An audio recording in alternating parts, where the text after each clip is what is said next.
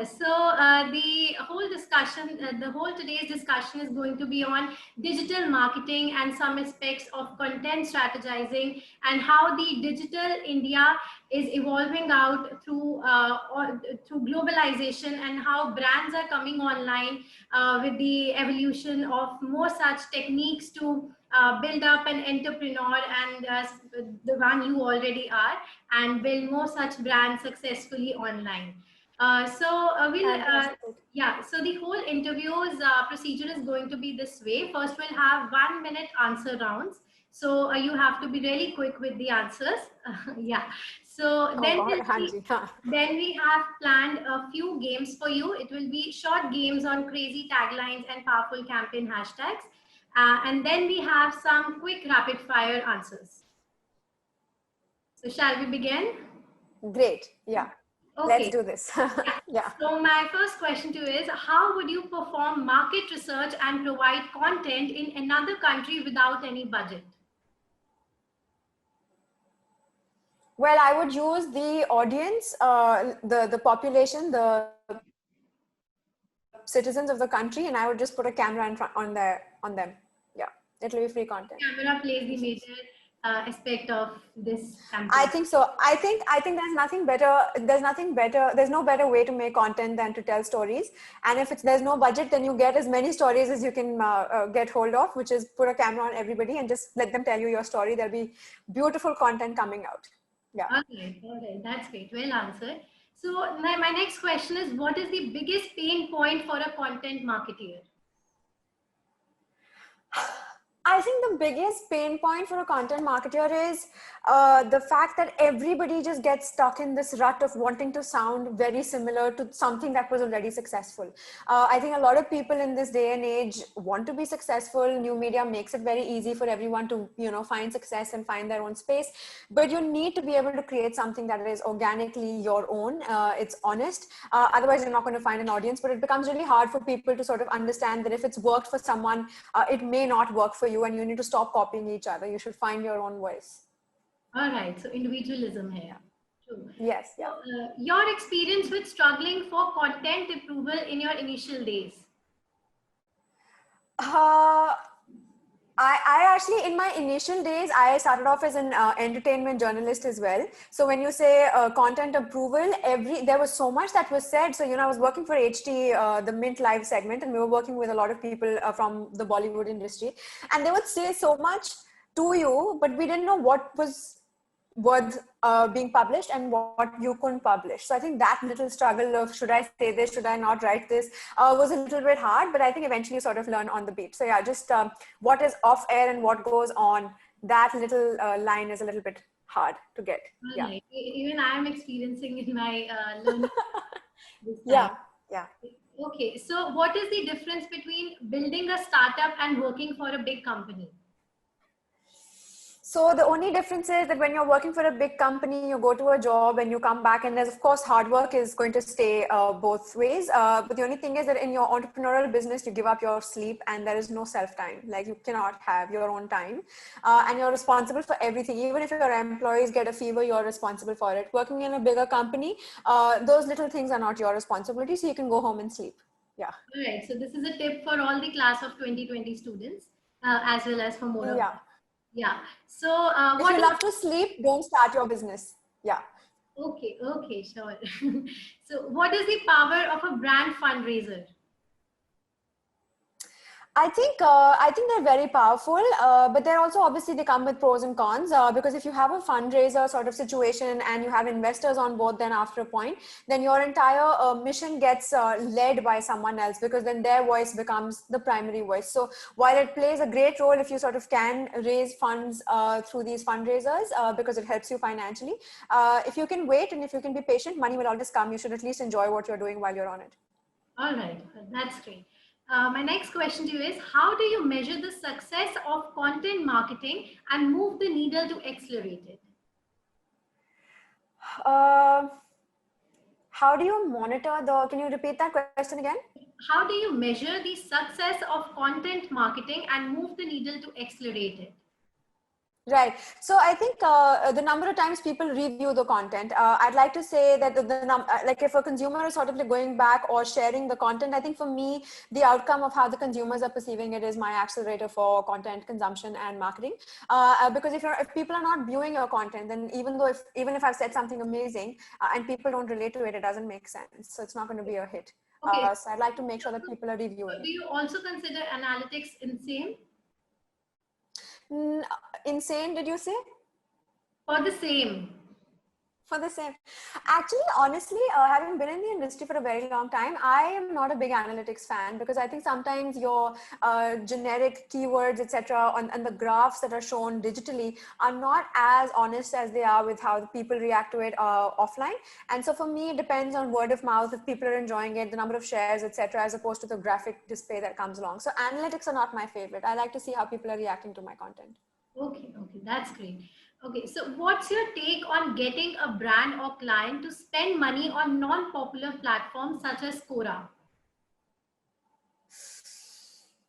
I'm going to start charging for this. No, I think just being able to make them understand the value that they're investing in, the kind of content that they're sort of pushing or working towards. And of course, I think a lot of brands sometimes are very hesitant in putting money into something that they're not comfortable in or a space that they've not sort of witnessed themselves before.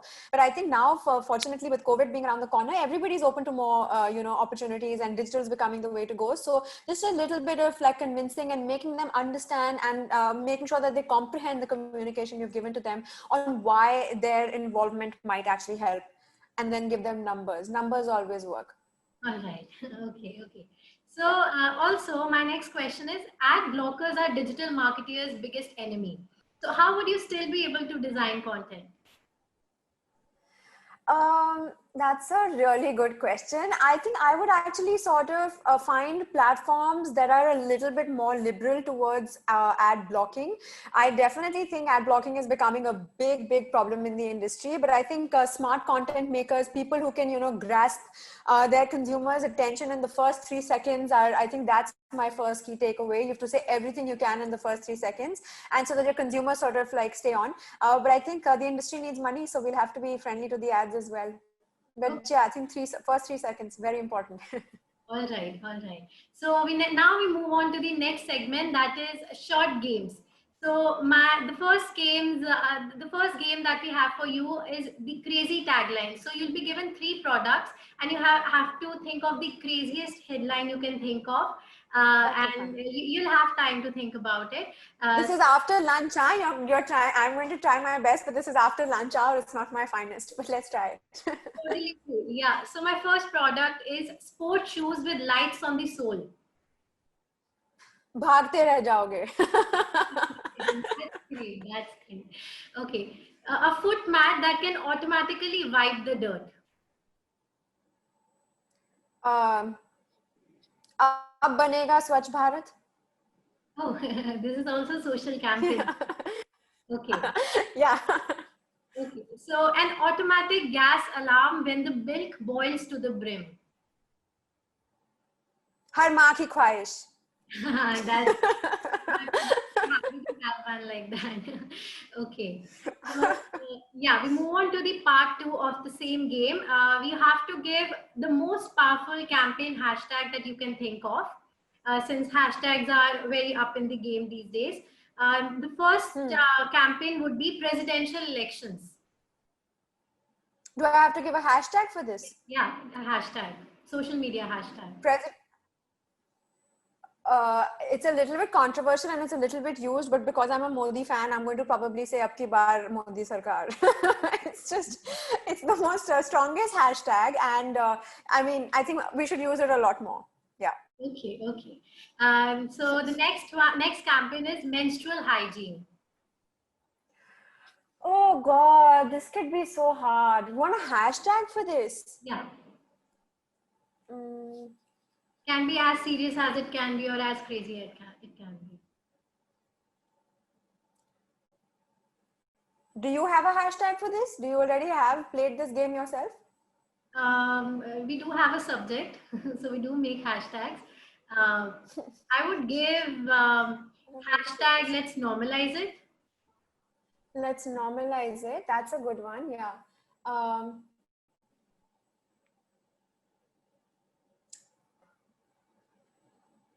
can we come back to this one? Yeah. I have so many that I want to shortlist, so we'll come back to this one. All right, no issues. Okay, the third one is veganism.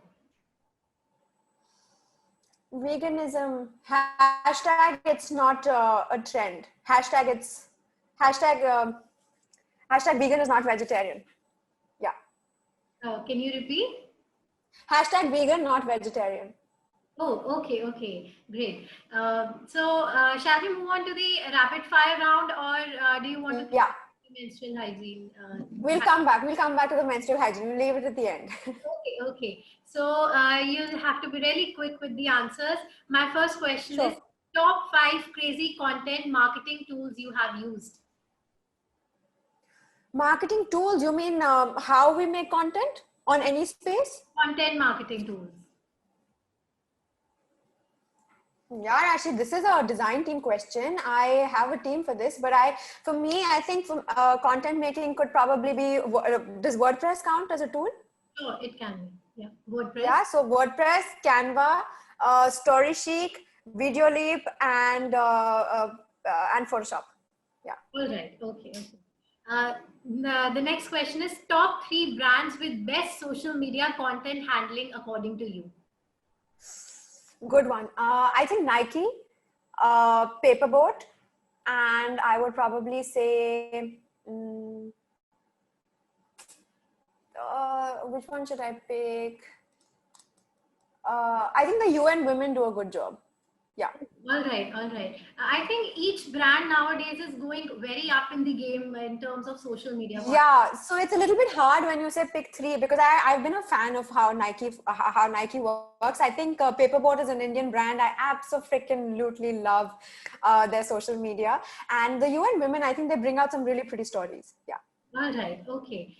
So one thing you hate doing as a content developer or a branding expert, but you are forced to as per the client's need. Oh, great question.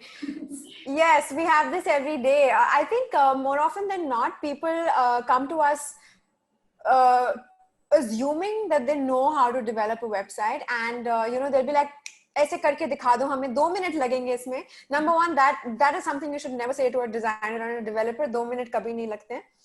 Number 2 is also telling us which technology to use where. So like which script to use. So, picking up between your HTMLs and CSS, PHP, whatever.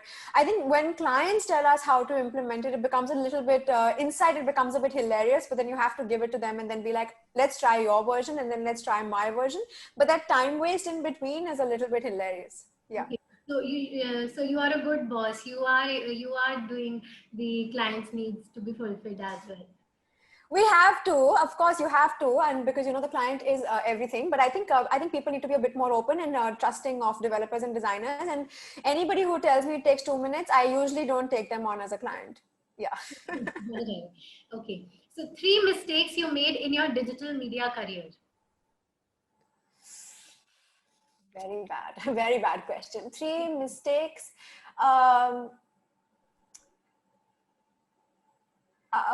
I think 3 mistakes would be. I don't know if this is a mistake. There is a project that I've been wanting to do, and despite the fact that I run a digital media company, there is a specific project that I've been working on storytelling. I think that I've been delaying. So that's like one of my biggest mistakes, because I look around and I see so many people doing something so similar. But I think for me, to be able to push it out into the industry is one of my biggest mistakes, and I'm trying to rectify it. I'm just trying to find the right time to sort of push it out and to be able to do justice to my dream project. So that's a big mistake. Other than that, I think the second thing would be allowing clients to decide the pace at which things go, because sometimes we've noticed that clients are really, really pushy, and they're like, oh, you have to, put this as a social media post, and we put it out there and we see it failing, and I know it's going to fail, but we go ahead because the client is always right, which is, by the way, for all the designers who are watching, trust your instinct and maybe try and fight your client, because they're usually wrong. And the third thing would probably be, Making things a lot less colorful. I love playing with color, and I think just to sort of fit into the social media space and not go completely cuckoo on the design space, I try and always cut out my coloring space. But if I could, like if I should do it my way, I would make everything a lot more neon and bright. Yeah. Oh, all right, that's interesting. Yeah. Okay, so which is the best channel today to market content and reach a wider audience? Instagram. I absolutely love Instagram. I think we're in a very fortunate space with Instagram right now, where they're not, well, if not, they're not monetizing everything. They are monetizing pretty much everything, but not as badly as Facebook and Twitter and all the other platforms. And I think Instagram's got a really good audience base. Like everybody's there for fun. They're serious. People are a lot more healthier than most other platforms. So Instagram. All right. So, do you also are you also a supporter of influencer marketing?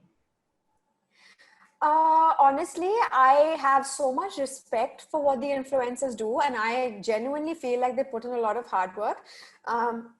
But for me personally, as a digital marketing person and someone who's been in the industry academically as well, I'm not a big believer of how far this marketing space is going to go and how much it's actually influencing us in the right way, because everybody is working on makeup and fashion and vanity. But I'd be very happy and excited if I could find influencers who are working towards inner happiness and the kind of work that you kids are doing, or actually bringing out real news and making real people a lot more seen. I think if that's the influencer space we're headed into, I'm going to be a full supporter. But the space we're headed in right now, which is only focusing on how you look, is not my favorite. Yeah. All right, all right. Okay. So your top two ready to go tips for video marketing or video creation? Keep your video in a horizontal space all the time, because I think a lot of people do like a longer sort of situation, and it cuts out and takes away from your screen time. So that's one.